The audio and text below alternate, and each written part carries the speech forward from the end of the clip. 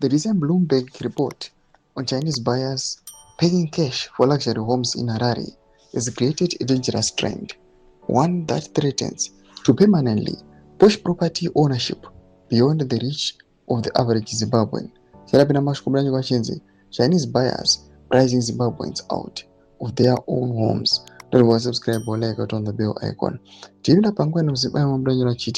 According to the report, wealthy Chinese investors are targeting high-end properties with homes in prime suburbs ranging between 500,000 to 2 million US dollars. These buyers are not relying on mortgages or a local financing system. They are paying in cash. This gives them a decisive advantage in negotiations, allowing them to outcompete local buyers almost effortlessly.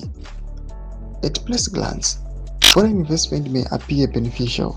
It injects liquidity into the market and signals confidence in Zimbabwe's real estate sector.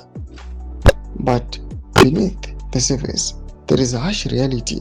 This is not investment that develops the broader economy. It is capital that distorts it. The result creates a two-tier housing market.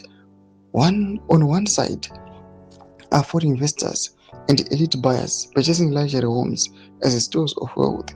On the other are ordinary Zimbabweans, teachers, nurses, civil servants, locked out of home ownership entirely. This is not just an economic issue, it is a social crisis in the making.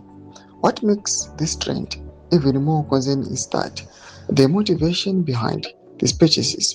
Reports suggest that Zimbabwe is increasingly seen as a safe haven for wealth preservation, particularly as investors seek to move money out of more volatile markets. In such a scenario, property is no longer primarily about housing.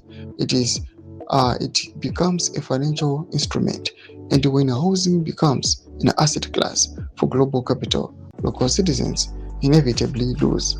Normal developments are kuda pangwa inoi.